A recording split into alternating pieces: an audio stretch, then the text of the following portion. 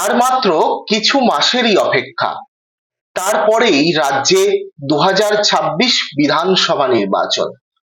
সেই নির্বাচনকে সামনে রেখে শাসক থেকে বিরোধী শিবির প্রত্যেকেই কিন্তু কোমর বেঁধে মাঠে নেমে পড়েছে। বিশেষ করে বিরোধী দল বিজেপি, তারা তো 1 ইঞ্চি জমি ছাড়তেও নারাজ। 2026 যেন তেন প্রকারে তারা বঙ্গ জয়ের স্বপ্ন দেখছে। আর তারই প্রক্রিয়া হিসাবে তারা একটি সমীক্ষাও চালিয়েছে সূত্র মারফত খবর।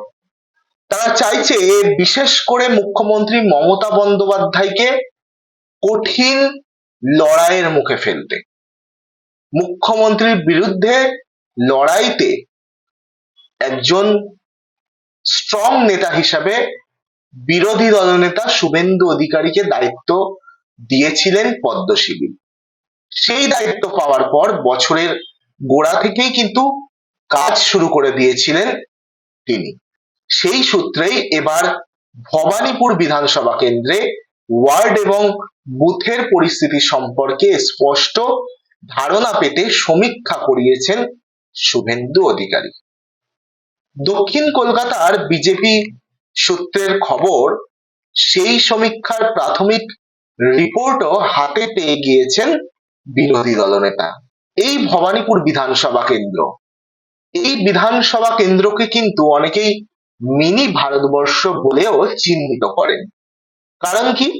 এর কারণ ভবানীপুর বিধানসভা এলাকায় বাস করেন বাঙালির সাথে সাথে পাঞ্জাবি, সিন্ধি, গুজরাটি, ওড়িয়া, মারাঠি এবং ধর্মীয় দিক থেকে হিন্দু, মুসলিম, শিখ, বিভিন্ন ধর্মের সম্প্রদায়ের জাতের ভাষাভাষী মানুষজন। সেই কারণেই এই ভবানীপুরকে মিনি ইন্ডিয়া বললে ভুল হবে না। সেই ভবানীপুরে শুভেন্দু অধিকারীর নেতৃত্বে সমীক্ষা, আর সেই সমীক্ষায় ধর্মীয় পরিচয়ের পাশাপাশি ভাষা এবং জাতিভিত্তিক বিষয়গুলিও রাখা হয়েছে।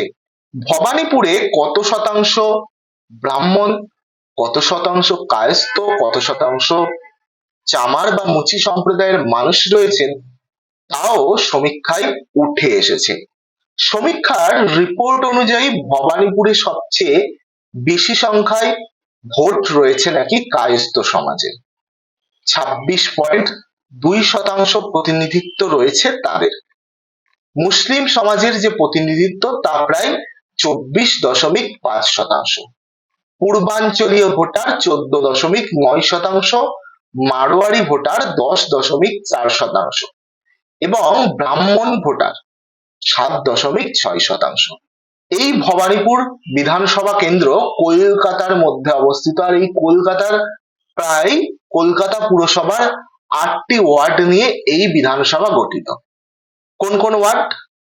63 নম্বর ওয়ার্ড, 70 নম্বর ওয়ার্ড, 71 নম্বর ওয়ার্ড, 72 নম্বর ওয়ার্ড, 73, 74 এবং 77 এবং 82 নম্বর ওয়ার্ড। এই 8টি ওয়ার্ড নিয়ে ভবানীপুর বিধানসভা কেন্দ্র গঠিত। এর মধ্যে সংখ্যালঘু অধ্যুষিত 77 নম্বর ওয়ার্ড। এই ওয়ার্ড বাদ দিলে সব ওয়ার্ডেই ভোট রয়েছে বিজেপির। 2024 সালের লোকসভা নির্বাচনে ভবানীপুরে কিন্তু তৃণমূল প্রার্থী হয়েছিলেন মালা রায়। তিনি 6334 ভোটে বিজেপি প্রার্থী দেবশ্রী চৌধুরীর থেকে এগিয়ে থাকলেও 5টি যে ওয়ার্ড, সেই 5টি ওয়ার্ডে এগিয়েছিলেন বিজেপি প্রার্থী। তবে 2021 সালের বিধানসভা নির্বাচনে তৃণমূল প্রার্থী শোভনদেব চট্টোপাধ্যায় বিজেপি প্রার্থী রুদ্রনীল ঘোষকে 28,000-এরও বেশি ভোটে হারিয়েছিলেন। তারই পাশাপাশি 6টি ওয়ার্ড থেকে জোড়া ফুলকে এগিয়ে দিয়েছিলেন। শুধুমাত্র 70 এবং 74 নম্বর ওয়ার্ডে এগিয়েছিলেন রুদ্রনীল অর্থাৎ বিজেপি প্রার্থী। আর 2021 সালে মমতার উপনির্বাচনে 8টি ওয়ার্ডেই জোড়া ফুল ফুটেছিল। যদিও বিজেপি বারংবার অভিযোগ করেছিলেন যে সব ওয়ার্ডেই ব্যাপক রিগিং এবং সন্ত্রাস করে মুখ্যমন্ত্রী মমতা বন্দ্যোপাধ্যায় ওই ভোটে জয়ী হয়েছে। তবে তাতে বিশেষ কেউ পাত্তা দেয়নি সেই কথায় বিজেপি।